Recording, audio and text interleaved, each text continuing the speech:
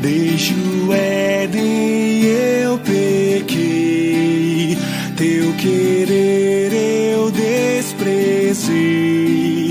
Fui rebelde, fugi do Senhor.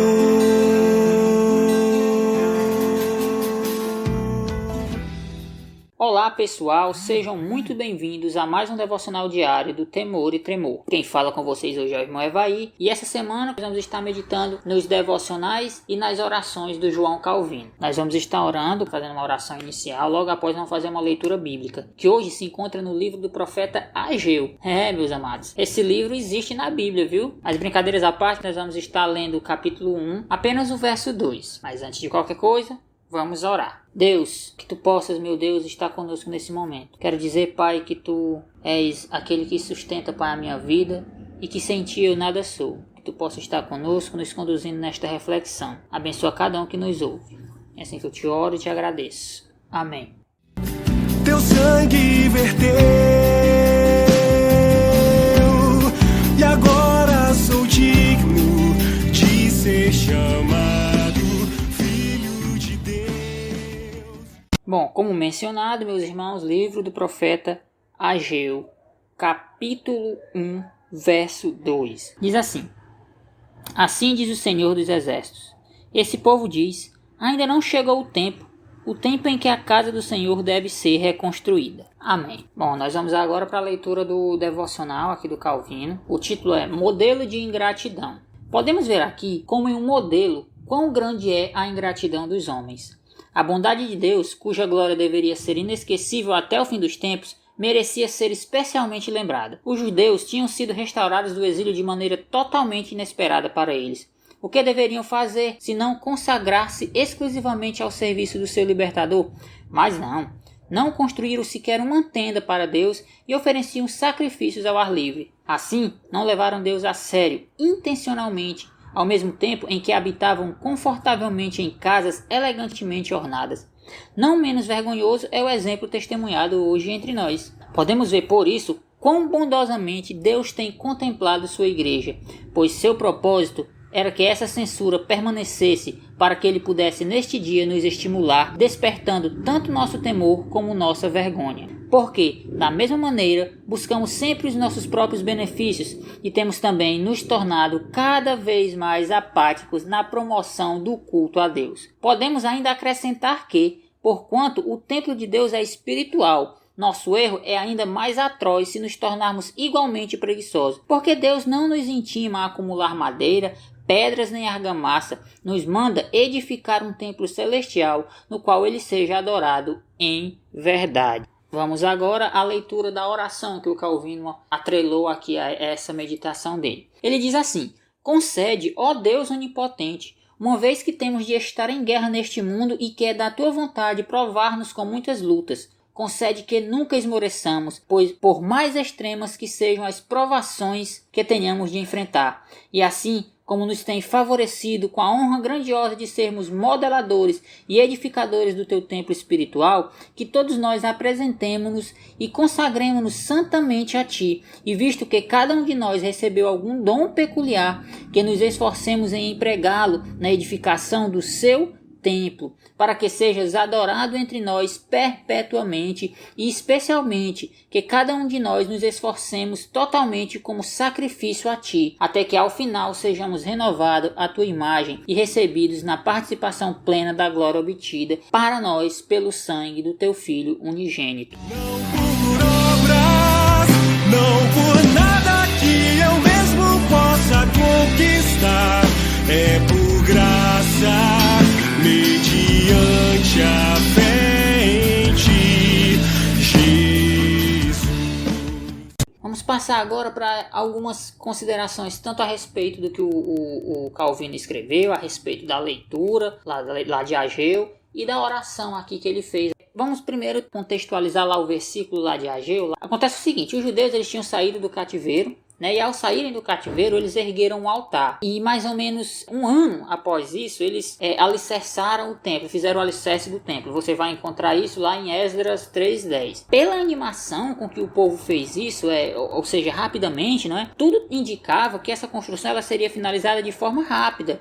Porém, veio uma proibição que fez com que a construção parasse por um momento. Isso poderia servir de desculpas para eles terem parado de fazer, né? No entanto, essa proibição passou e eles continuaram indiferente a essa situação. Mesmo após essa proibição ter passado, eles continuaram sem ânimo, ficaram sem ânimo e sem coragem para retomar a obra do Senhor. Parece que eles estavam felizes por terem um pretexto para deixar a obra parada. Atual, né? Muito atual o que a gente vê ali no contexto lá de Ageu. Mas vamos lá. Vejam, nós, servos de Deus, nós não estamos livres de sermos por algum momento ou por alguma dificuldade impedidos de fazer a obra do Senhor.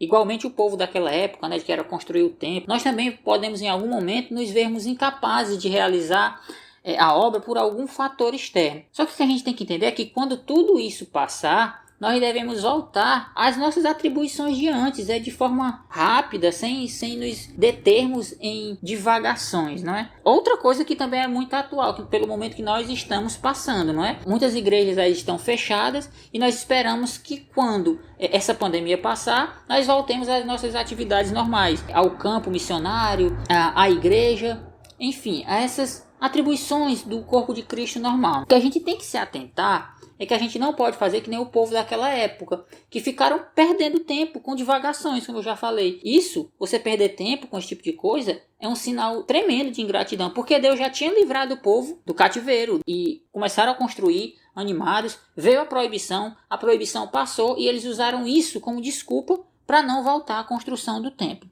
Eles diziam que não era tempo ainda de voltar a construir o templo, porque tinham que primeiro se preocupar com as casas deles. Frequentemente a gente deixa de lado as obras do reino de Deus, deixa de fazer a obra de Deus por coisas menores.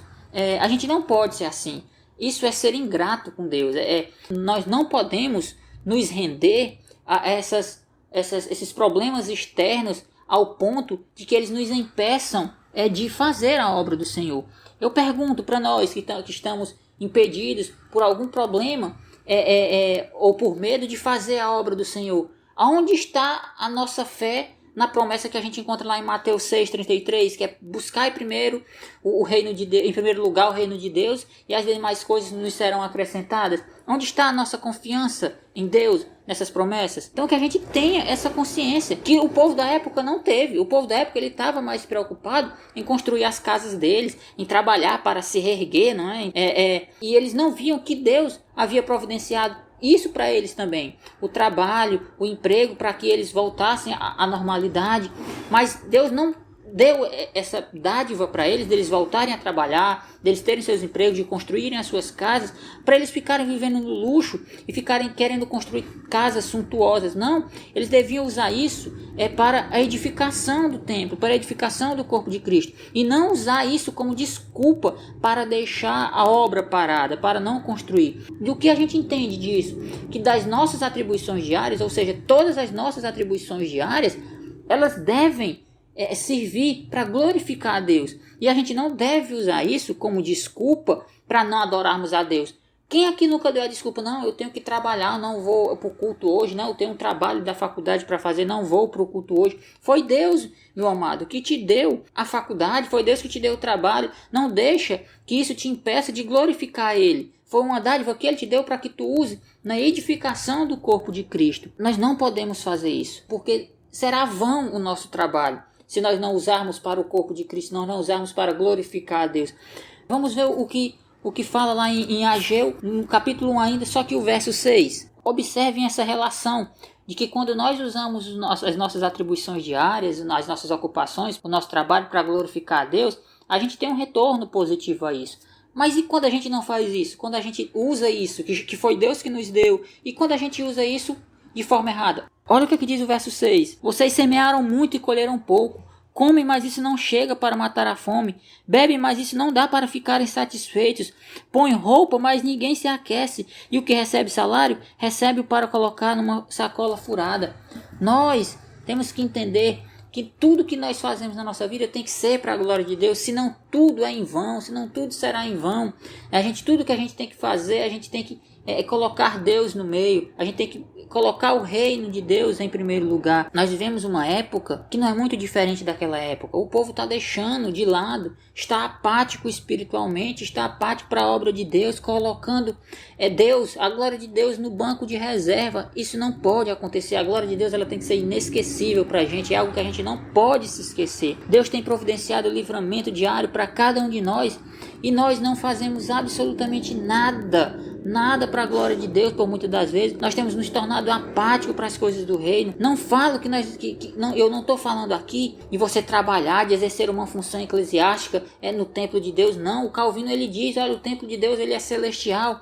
Eu falo de ter uma vida aqui devotada a Deus, uma vida santa, uma vida que santifique, uma vida de oração, uma vida que busque glorificar a Deus, que busque glorificar Ele em tudo, no trabalho, na faculdade, em casa, onde quer que seja. Que Deus nos livre de cometer tais atos de ingratidão, que Deus nos livre da apatia espiritual, que Ele nos conceda o favor de não esmorecermos diante das dificuldades e deixarmos as coisas de Deus de lado, que Ele nos ajude a empregar as nossas atribuições para o corpo de Cristo, os nossos dons para o corpo de Cristo, que Ele nos ajude a adorá-lo em espírito e em verdade, pois Ele merece ser louvado perpetuamente, louvado e adorado perpetuamente. Vamos orar.